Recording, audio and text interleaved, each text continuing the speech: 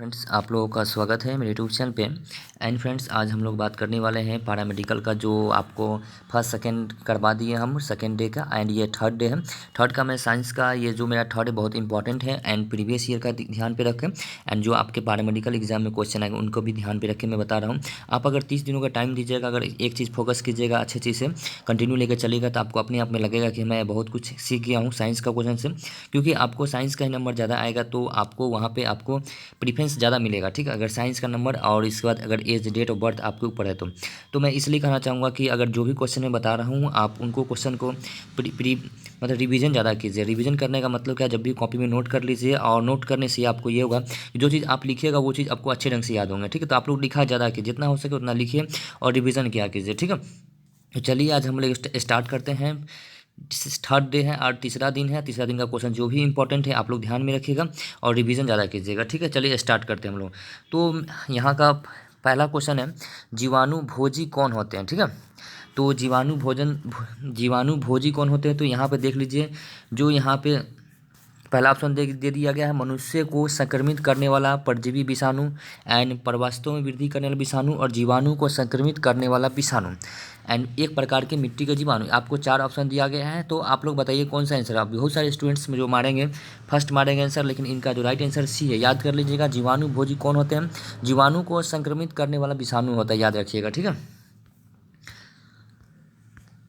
And यहाँ पे second question है, अगोरा ऊन प्राप्त की जाती है। देखिए, अगोरा ऊन प्राप्त की जाती है तो कहाँ से किया जाता है, कैसे क्या किया जाता है। देखिए यहाँ पे जो ऑप्शन दिया गया, तिब्बती मिरिक से और शासक अथवा बकरे की प्रजाति से। देखिए, जो भी ऊन प्राप्त की जाएगी शासक अथवा बकरे की प्रजाति से, जिसको हम लोग भेड़ बोलते हैं, तो आप याद रखिएगा। ठीक है, ऑप्शन आपको लॉजिकल क्वेश्चन मिलेगा साइंस का देखने का, आपको वो नहीं कि आपको थोड़ा ईजी क्वेश्चन डाला जाएगा। लॉजिकल क्वेश्चन जिसमें आपको बच्चे थोड़ा ये करेंगे कि कहाँ से ये सब क्वेश्चन आ रहे हैं। यहाँ पे थर्ड क्वेश्चन है, सभी कवक सदैव होते हैं। क्या होते हैं कवक में, तो याद रखिएगा, विविध पोषी, स्वपोषी, परजीवी, मृत पोषी। देखिएगा जितने भी कवक होते हैं सब में विविध पोषी होती है। ठीक है,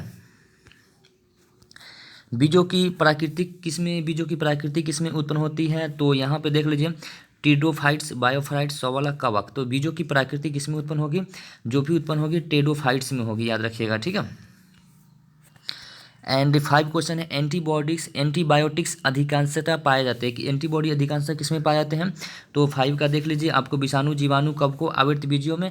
तो आप लोग बताइए क्या होना चाहिए, इसका राइट आंसर जो होगा जीवाणु में होगा। एंटीबायोटिक्स जो अधिकांश पाए जाएंगे जीवाणुओं में पाए जाते हैं। ठीक है, देखिए यहाँ पे बच्चों का लिंग निर्धारण के लिए उत्तरदायी क्रोमोसोम किससे होता है, माता पिता दोनों। तो बहुत सारे स्टूडेंट सी मारेंगे, लेकिन इनका राइट आंसर होगा ए होगा, पिता का होगा। ठीक है, याद रखिएगा, बच्चों का जो लिंग निर्धारण होता है, जो बच्चे जन्म लेते हैं उनका में जो पिता के द्वारा ही होता है। एंड 7 नंबर क्वेश्चन की हम लोग चलते हैं, पाचन क्रिया में प्रोटीन निम्न में से किस पदार्थ में बदल जाता है। तो देखिए, पाचन क्रिया में प्रोटीन जो होगा हमेशा, देखिए, एमिनो अम्ल, शर्करा, ग्लूकोज, वसा। तो आप लोग बताइए क्या होना चाहिए, तो एंड इसका जो आंसर होगा एमिनो अम्ल होगा। एमिनो अम्ल, पाचन क्रिया में प्रोटीन का निम्न में से किस पदार्थ बदल, एमिनो अम्ल में, याद रखिएगा। पर्यावरण का अध्ययन जीव विज्ञान को किस शाखा के अंतर्गत किया जाता है। देखिए, पर्यावरण का अध्ययन आपको याद रखिएगा, जो भी अध्ययन के रिलेटेड, जैसे फूलों का अध्ययन, ये सब क्वेश्चन देखने को एग्जाम में ज़्यादा एक में क्वेश्चन डेफिनेट मिलेगा। तो आप लोग 20-25 होता है वो याद कर लीजिएगा, अगर नहीं है तो मैं आपको याद कराते जाऊँगा रोज़ एक दो करके, उसका मैं एक अलग से इसका टॉपिक पर वीडियो बना दूंगा। ठीक है, देख लीजिएगा। तो इसका जो होगा पर्यावरण के अध्ययन के जीव विज्ञान को, तो इनका आंसर होगा पारिस्थितिकी होगा, याद रखिएगा। ठीक है, परिस्थितिकी। 9 नंबर, एक जीन एक एंजाइम सिद्धांत किसने प्रतिपादित किया था। देखिए यहाँ पे एक जीन एक एंजाइम किसने प्रतिपादित किया था, तो 9th का होगा बी, बेडल एम टेंटम ने। ठीक है, याद रखिएगा।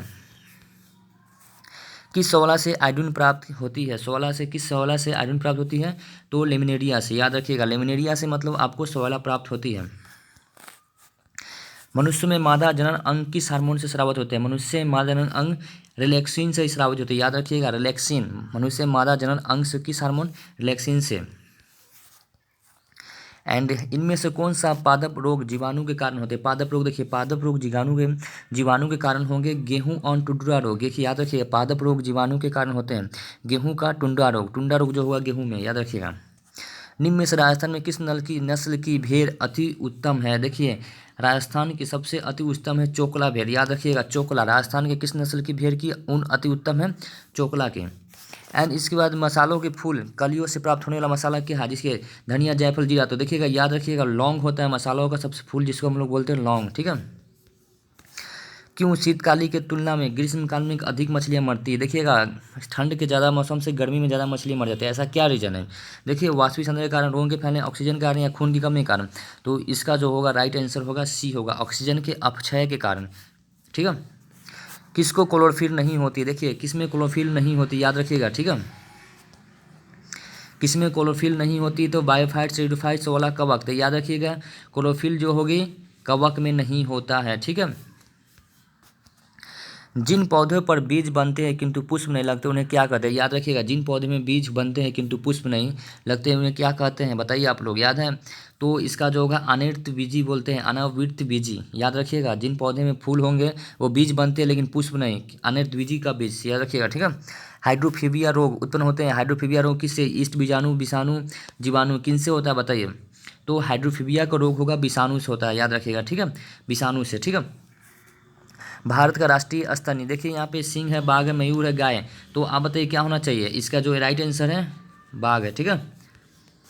प्रदूषण के कुछ विश्वसनीय सूचक है। देखिए यहाँ पे प्रदूषण के विश्वसनीय सूचक फर्न, साइकस, सोवाला, लिवरेट, माइकेन, सॉस और नीम का पेड़। तो देखिए याद रखिएगा, लाइकेन तथा मॉस ये जो है प्रदूषण के कुछ विश्वसनीय सूचक है। ठीक है। फल पकने की क्रिया को कैसे तेज किया जा सकता है? देखिएगा, ये सब ऐसा क्वेश्चन आपको लॉजिकली देखने को मिलेगा। ठीक है। तो यहाँ पे जो पादपों के पानी की आपूर्ति घटाकर या फिर ये ऐसे, तो याद रखिएगा जो भी फल पकने का एथेलाइन की सांद्रण को बढ़ाकर, इसका जो राइट आंसर होगा सी होगा, आसपास के इथेलाइन सांद्रण को बढ़ाकर, याद रखिएगा। ठीक है। और 22, एक कार्यशील महिला को प्रतिदिन कितना प्रोटीन लेना चाहिए? एक जो लेडी होती है उसमें कितना आपको प्रोटीन लेना चाहिए? तो बताइए आप लोग। तो इसका जो राइट आंसर होगा 45 ग्राम, मतलब याद रखिएगा एक महिला के लिए 45 ग्राम प्रतिदिन प्रोटीन लेना चाहिए। ठीक है।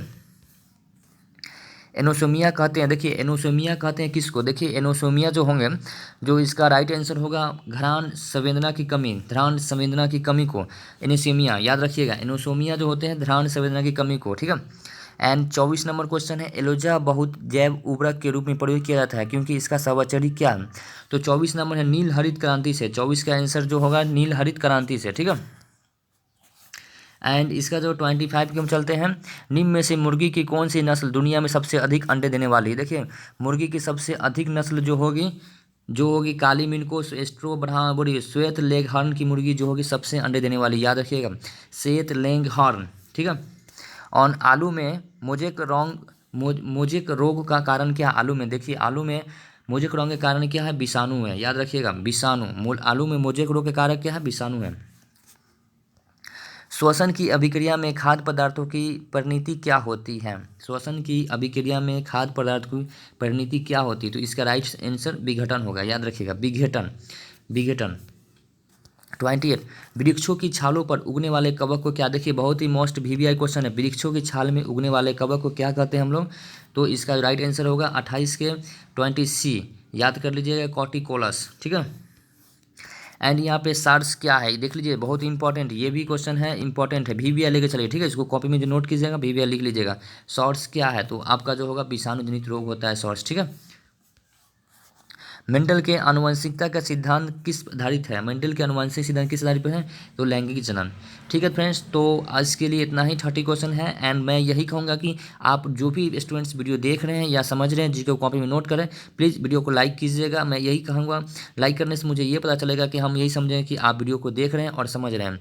और मैं जितना भी आप लोगों के लिए कोशिश कर रहा हूँ, एंड आपको कोई भी प्रकार का दिक्कत ना हो, साइंस का अधिकांश क्वेश्चन आपको सॉल्व हो जाएंगे। आप मेरे साथ दीजिए, बस 30 दिनों की बात है और 30 दिनों में बस आपका ओनली फॉर 10 मिनट लूँगा। ठीक है, 10 मिनट से ज़्यादा नहीं साइंस का लूँगा। उसका जैसे ही होता है मैं जीके का भी दूंगा आपको, तो जीके का भी देखिएगा। एंड उसका हिंदी इंग्लिश जैसे भी हो मैं देते रहूँगा। एंड मैं एक पैरामेडिकल का वीडियो बना दूंगा कि इनका एग्जाम कब होगा, डेट कैसा होगा और क्या प्रोसेस रहेगा, पूरी जानकारी दूंगा। चलिए मिलते हैं हम लोग नेक्स्ट वीडियो को।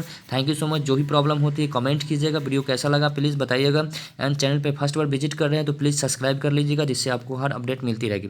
थैंक यू सो मच, धन्यवाद।